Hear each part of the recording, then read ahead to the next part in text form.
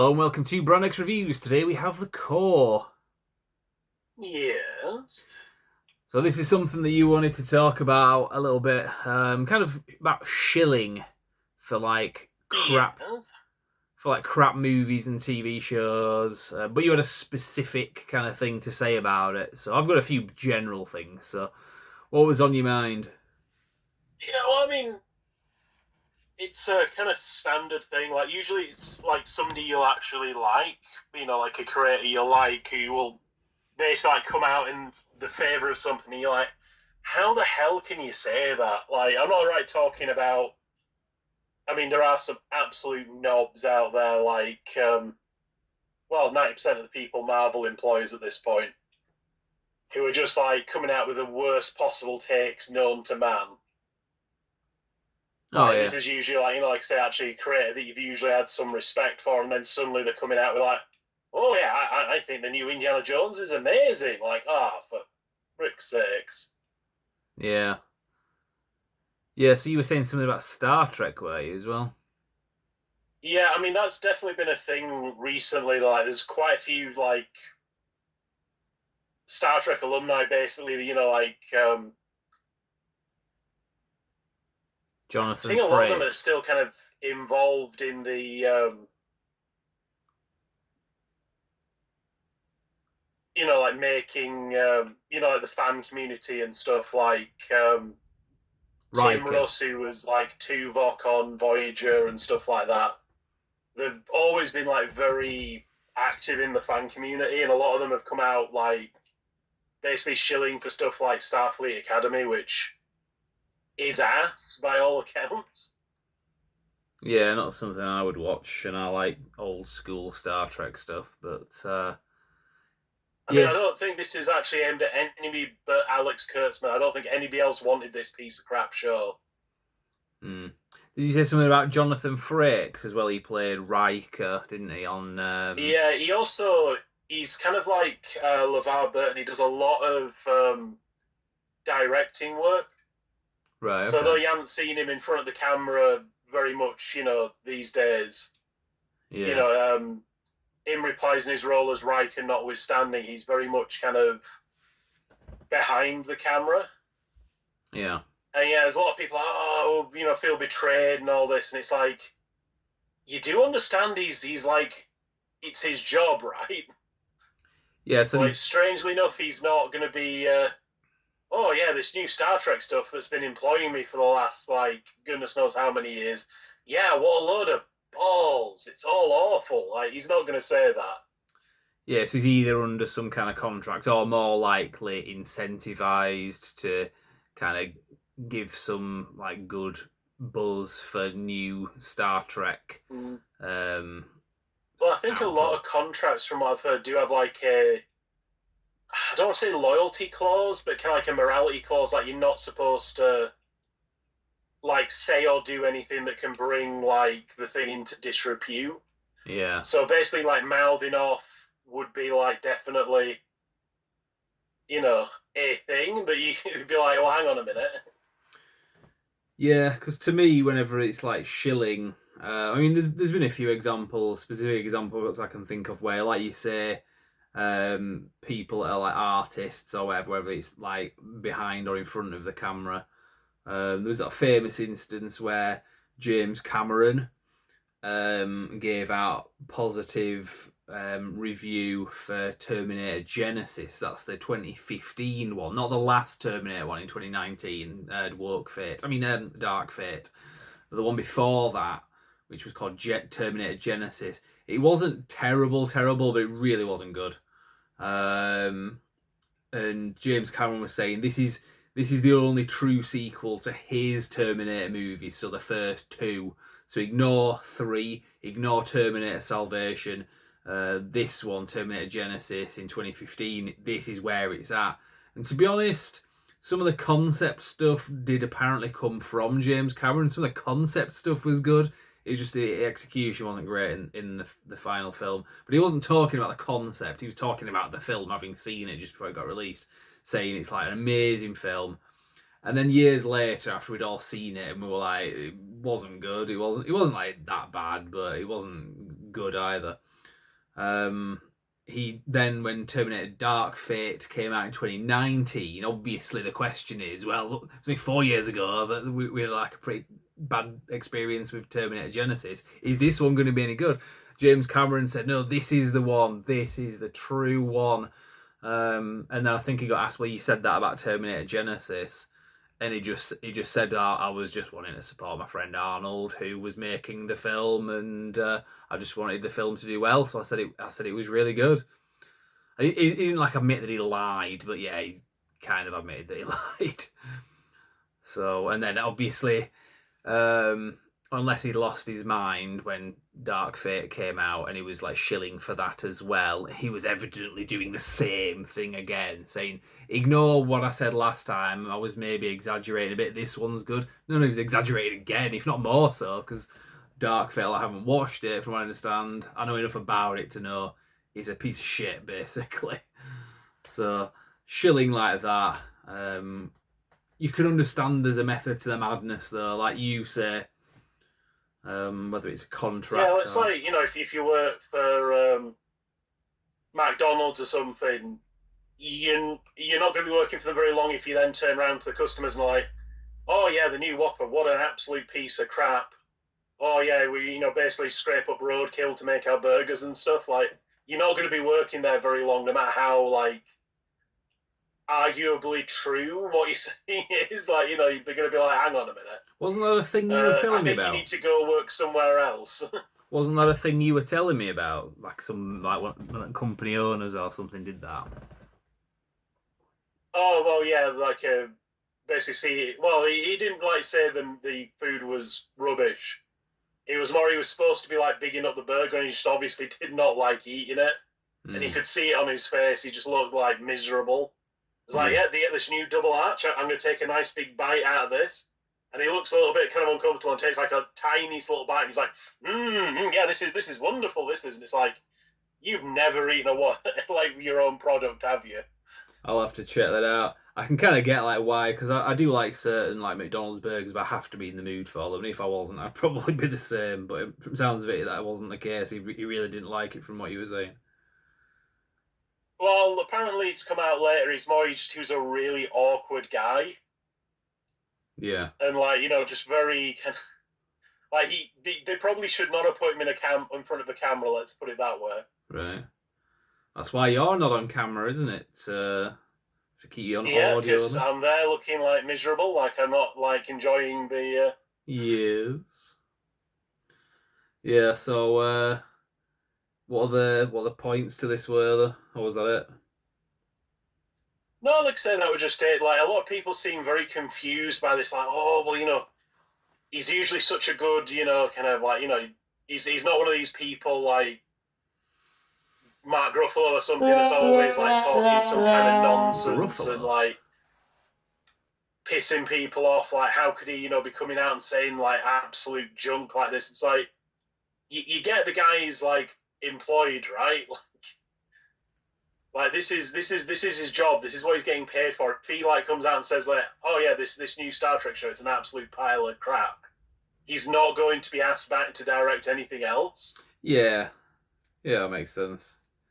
There is, of course, I mean, it's a whole another subject, the whole access media thing. Mm. Um, I mean, we certainly saw that back in the day. Because remember when we used to, I mean, I don't think you used to watch them as much as me, but particularly 2013, 14, 15, it was a bit of a golden era on YouTube. Um, Not just because these YouTube shows were great, but because there was a lot of great movies coming out at the time. Like silly movies, like superhero movies, but they were like fun and enjoyable. There was a lot of them, and like I said, for like us, like me and you, it was a bigger thing because we used to have like social gatherings where like friends would all come together in like Leeds or Manchester or whatever and have a night out. It was always fun. It was a really happy time kind of thing in terms of like movie going. And there were a lot of YouTube channels like I think it was AMC. It used to be. It was like a cinema brand.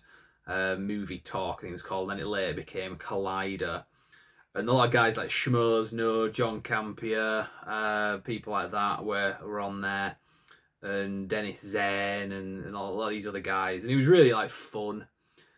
And they were talking about films that they actually liked, but over time you could tell, especially with like the Star Wars movies and so on, and as the message started becoming more like predominant, these people were like really shilling for stuff, and it was like so obvious. And I think you had like some people working for like Deadline and stuff like that, giving like positive, like insanely positive reviews to films like Captain Marvel and the Terminator movies. Um, the last two Terminator movies, and just shilling for them. And like you say, there's a reason for it.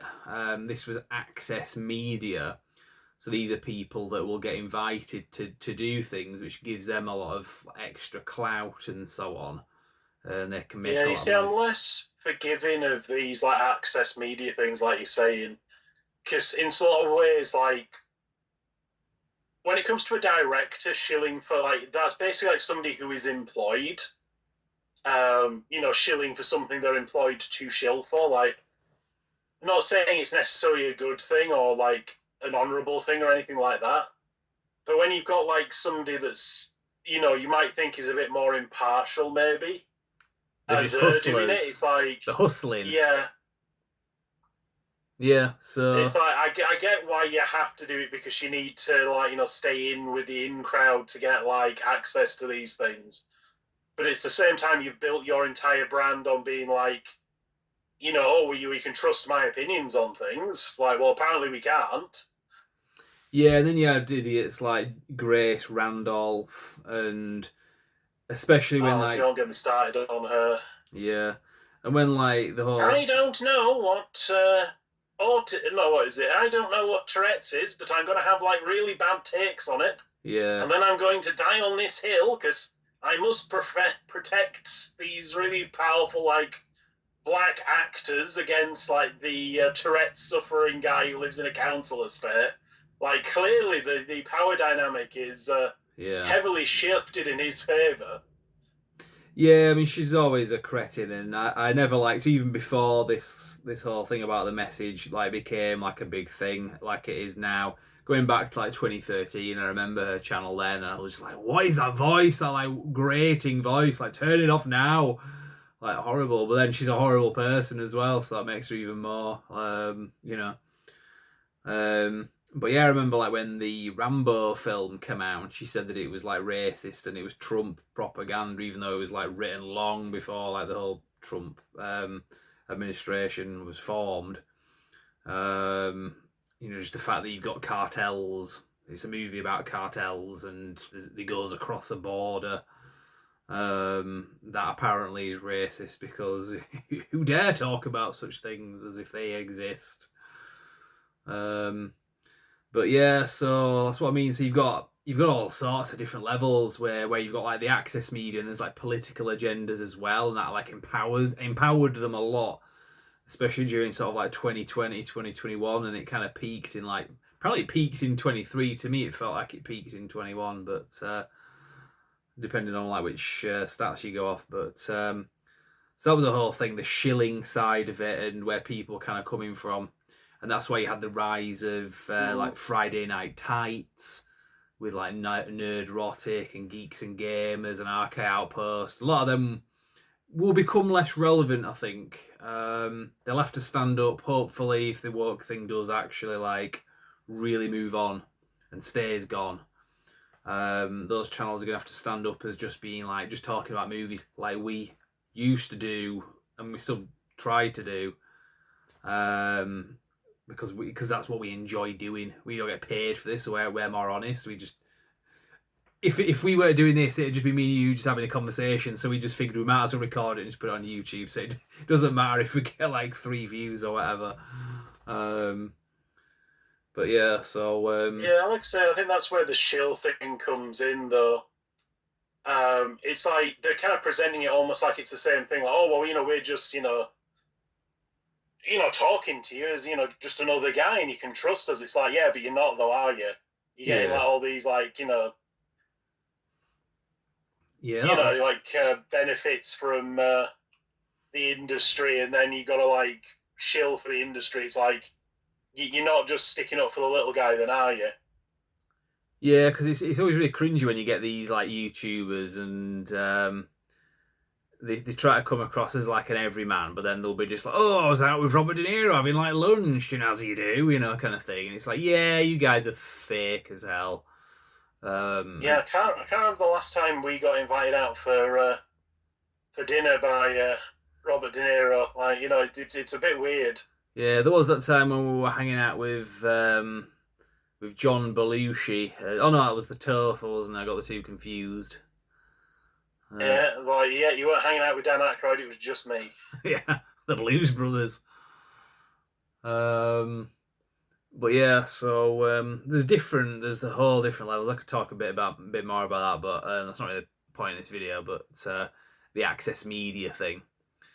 But yeah, it's been interesting watch it evolve in that sense. But from what you're saying, you wanted to talk a little bit more about how people are actually involved in the content itself Mm. and how there's different levels to it.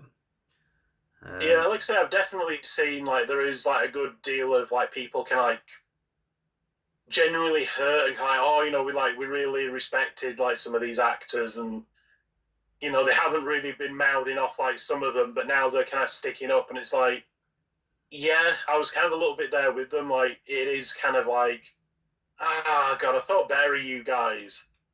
But then it is like, well, if you kind of look at it the other way, it's like, well, they're basically employees having to do a job. mm, They can't really be as honest as they might want to be. yeah, exactly. Yeah. That doesn't necessarily excuse it, but you can kind of understand it a bit more. Yeah, I mean, this was something that was a bit of a worry when the last James Bond film came out because obviously it's something that previous actors and so on are gonna be kind of dispatched to come out and say this new one is very good. But it kind of works in a positive way because I remember Britt Eklund, who was an actress that was in The Man with the Golden Gun, and she played Holly Goodnight, if you remember that one. And she was on, I think it was GB News, talking back in late 2021, talking about the new Bond film, No Time to Die. And she was saying it's very good, but you could tell she was being honest. She was saying, well, she was on like GB News. People can basically say what they want on there. But in a good way. But she was making very specific points because the film was getting criticised based on old stuff, old concepts that were supposed to be in that movie that didn't fully materialise being in that movie. They were going to pass the mantle on to a female and all this kind of stuff. Mm. And it was going to be like woke, but she said it isn't woke. So she was promoting the movie, but she was being honest. And I remember that was the one person that when I heard her say that, and I knew she was telling the truth, that I was like, right, I will actually watch this film. I want to watch this film because I didn't want to watch the film that ruined the legacy. That was the thing. I wasn't like sulking about it, like, oh, this film's work. I'm not going to go watch it. It's a legacy ruiner, and we'd had so many franchises ruined at that point. I was like, don't take James Bond. If you're going to do that, I'd just rather not watch it. To me, it died with like Spectre in 2015. But as it turned out, it was quite well done. I know it wasn't everybody's cup of tea, but it wasn't. It wasn't what I'd feared it would be, and I don't think anyone else thinks that. Even people that don't like it. So sometimes, yeah, it can work when somebody goes out and not shills, but gives like positive Mm. grace to a movie kind of thing.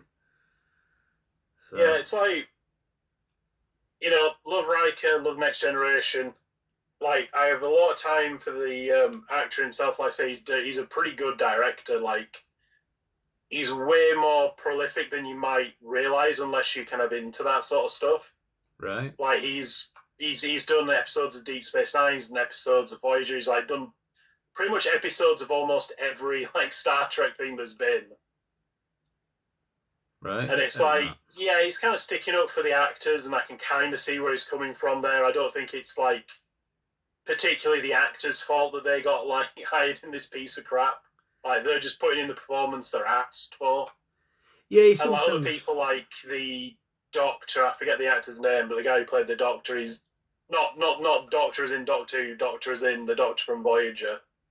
Robert Picardo. Yes, I know what you mean. Yeah, he does Yeah, impressions, doesn't he? yeah, he's been like mouthing off like in favour of it as well. It's like he's still working for like Paramount though and stuff. Like he even if he thought it was an absolute pile of crap, he's not going to come out and say that.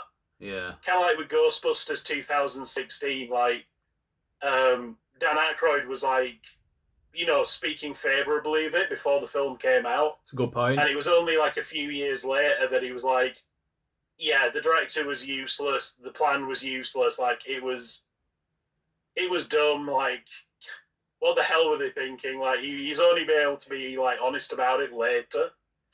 Yeah, that's a good example. Actually, that's a very good example. And again, it's not something we resent him for doing. It's understandable. Um, Yeah.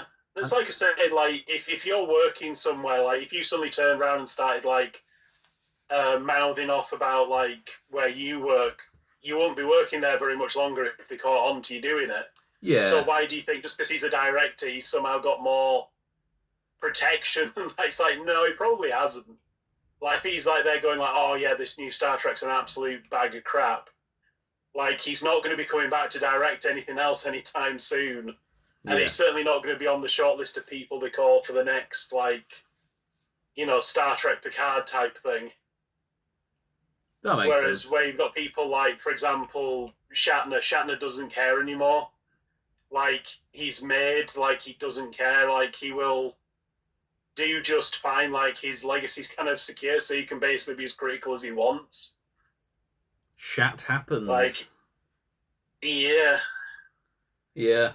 Well, yeah. So I think we've got kind of covered it anyway. Probably going to start repeating ourselves a bit, mm-hmm. but yeah. So unless there's any other news from the call. Well, we're going to have a return. We're going to have King Core. Oh yeah, or King Conan, yeah. Bit of a random thing to talk about. I need to do a bit more research into that. There is some interesting stuff actually coming out. I don't know much about it, but in fact we'll do another video. We'll just make it a short one after this. If you've got time, we'll talk about Rambo as the prequel as a concept. Are you happy to do that? We'll do a second video. Yes. Right. That's it for this video. Come back and we're going to talk about the next Rambo film, which is a prequel. So let's get into that next time. Thank you very much for watching.